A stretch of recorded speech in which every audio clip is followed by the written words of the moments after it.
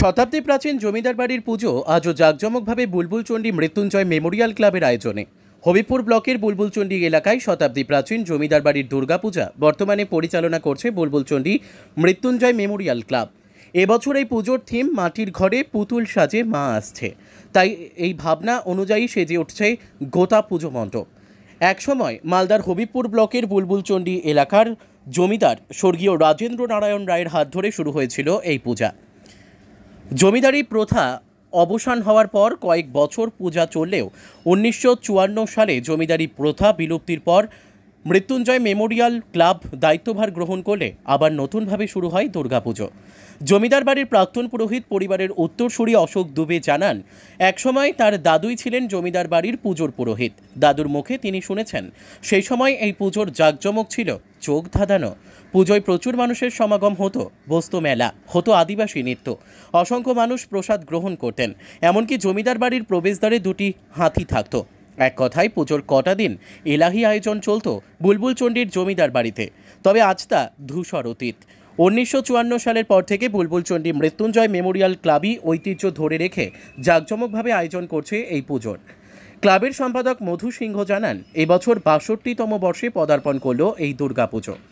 এবারে মণ্ডপের থিম মাটির ঘরে পুতুল সাজে মা আসছে। পুরো মণ্ডপ সাজানো হচ্ছে মাটির শিল্পকর্ম আর বাঁশের মনোরম সাজসজ্জায়। আলোকসজ্জায় সেজে উঠবে ক্লাব প্রাঙ্গণ। এবারের বাজেট প্রায় 7 লক্ষ টাকা। পুজোকে কেন্দ্র করে বসবে মেলাও। মালদা থেকে অশ্বিনী গুপ্তার রিপোর্ট, আমাদের টিভি। প্রতিবারের ন্যায় এবারও আমাদের club Mrityunjay memorial club Haripur ব্লকবাসীকে এক বিশাল চমক দিতে চলেছে। সেই মা আসছে মাটির ঘরে পুতুল সাজে মা আসছে আমাদের ক্লাবে, সেই প্রস্তুতি এখনও আমাদের চলছে। এবার আমাদের বাজেট হলো মোটামুটি 7 লাখ টাকা। আমাদের এবার 62তম পূজা চলছে। আমাদের থিমে থাকছে পাখা দিয়ে, মাটির হাঁড়ি দিয়ে, মাটির ঘন্টা দিয়ে, সব মাটির সাজ দিয়ে আমাদের প্যান্ডেলটা তৈরি হচ্ছে। এবার আমাদের মেলা হচ্ছে, এইখানে জমিদারের আগে মেলা হতো, সেই মেলাটাকে পুনরায় আমরা করছি, মানে চালু করেছি। আগে এই পুজোটা জমিদাররা করতেন, এখন আমরা এই পুজোটা হাতে নিয়ে আমরা চালিয়ে যাচ্ছি দীর্ঘ 62 বছর ধরে। আমার নাম মধু সিংহ, পুজো কমিটির সেক্রেটারি। বুলবুলচণ্ডী জমিদারবাড়ি পুজো প্রায় 150 বছর আগে থেকে হতো। মাঝখানে জমিদারি চলে যাওয়ার পর ওরা পুজো বন্ধ করে দেয়। তারপরে এই পুজো পাঠ আমার দাদুরাই করতো। পরবর্তীকালে যখন ক্লাব আসে, প্রায় 62 বছর আগে, এবং ক্লাবের পুজোটা আমি আমার বাবা মিলে করতাম। এবং এখন আমার শরীর অচল বলে আমি পুজো করি না, অন্য পণ্ডিত দিয়ে পুজো করানো হয়। কি শুনেছেন এখানে পুজোটা কিভাবে হতো? পুজো আপনার দাদুর খুব ধুমধামে হতো। 4টা পুরোহিত থাকতো, একটা পুরোহিত চণ্ডীপাঠ করতো, আর এখানে একটা পুরোহিত বসতো তন্ত্রধারক, একটা মন্ত্রধারক, আর একটা পুরোহিত থাকতো জোগাড় দেওয়ার। 4 জন থাকতো। এখানে খুব ধুমধামে পুজো হতো। রানীমা এখানে আসতেন, থাকতেন, হ্যাঁ, ভোগ রান্না হতো। মন্দিরে পিছনে ঘর ছিল, রান্না হতো, রান্নাঘরে রান্না হতো, প্রসাদ বিতরণ হতো, সবাই খেত।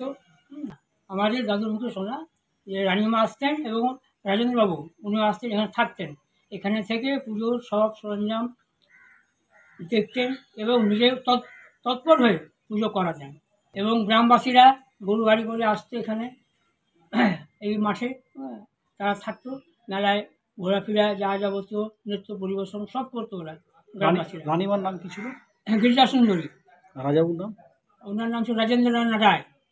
সেই সময় এখানে কিরকম জলুস ছিল? হাতি ঘোড়া বা খুব আনন্দ হতো। 2টো হাতি ছিল ওদের। হ্যাঁ, বংশ পরম্পরা হিসেবে পূজা করে আসছে। দাদুর পরে বাবা এলেন, বাবার পরে আমি এখন অপারক, এখন পারি না। আশেপাশের জন্য হতো পুজো, প্রতিমা এখানে আসতো, এখানে থেকে রানীমা তাদের দর্শন করতেন। হ্যাঁ, হাতিকে এবং দেখাতেন, হাতিও মায়ের প্রণাম দিত, প্রণাম করত। তারপরে সব যেতে বিসর্জন করত। এখন কেমন লাগে পুজো এই বাইরে? এখনও ভালো লাগে। হ্যাঁ, এখন যে ক্লাব পুজোটা নিজে, এরাও বেশ ধুমধাম করে করছে। আমি আগে করেছি, আমি 30 বছর পুজো করেছি এই ক্লাবের পুজো, বাবাকে নিয়ে। তারপরে এখন আমি বাদ দিয়ে যাই। আপনার নাম? অশোক কুমার দুবে।